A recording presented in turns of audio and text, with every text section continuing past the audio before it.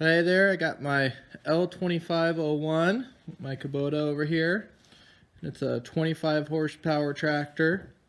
It says 19 horse at the PTO. And then over here I have a BX42S. My wife found this guy at auction for a pretty good price and picked it up. We were out in the woods a couple days ago, and this is supposed to be a 60 horsepower max chipper, and I'm obviously feeding it with a 19 horse at the PTO tractor.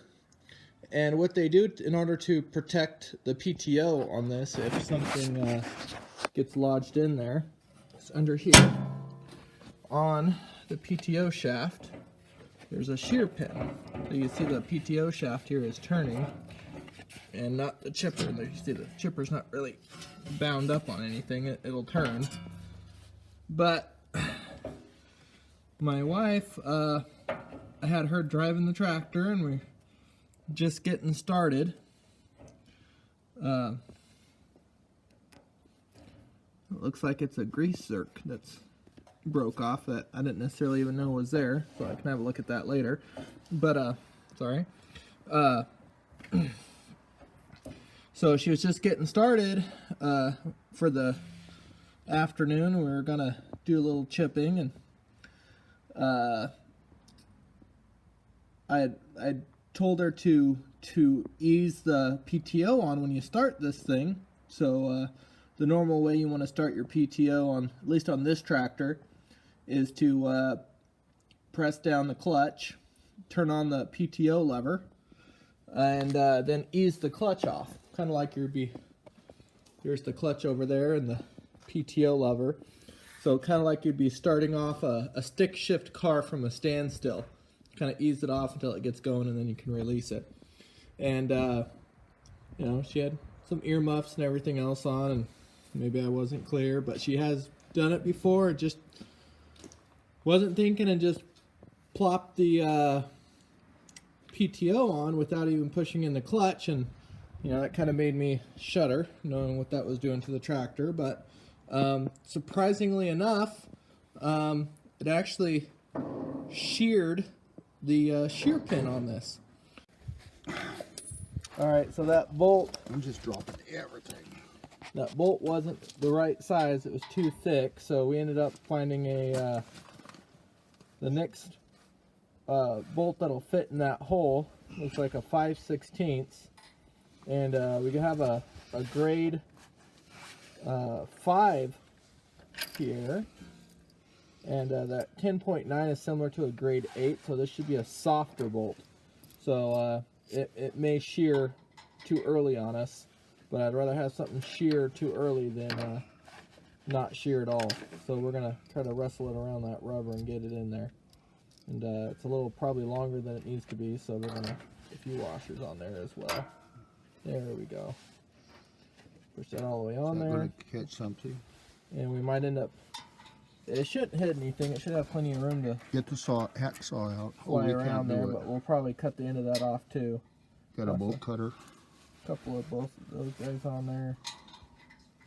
And more washers. I'm just gonna put one of these, I think. And then lock washers on there. So I'm MacGyvering this all together here. Still not sure if this is a real brand of brand name of chipper or not, but the shear bolt definitely makes you curious.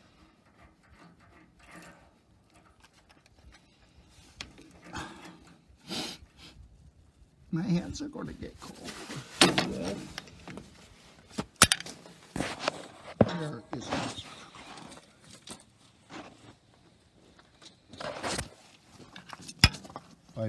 Fives. Yeah, half.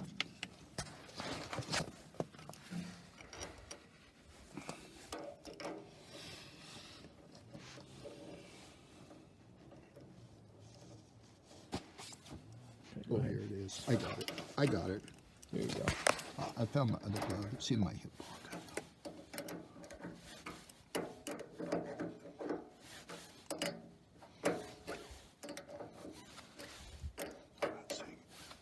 Is it still going? Yeah. Tight, tight, tight.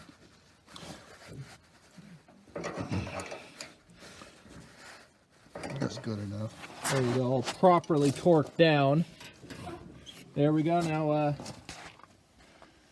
fire up the tractor, and I think that bolt head ought to be fine. All of our universals on this side.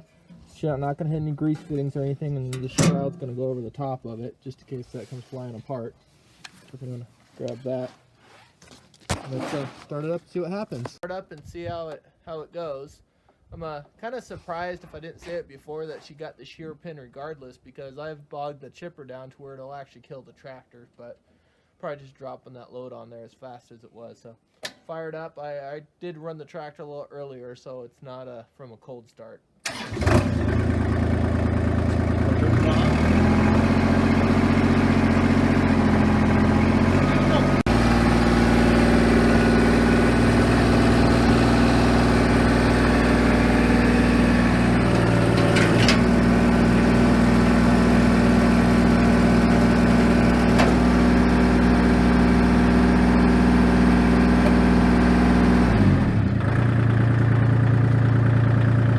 So at least the thing is turning now, so we'll take it out in the wood and see how it goes.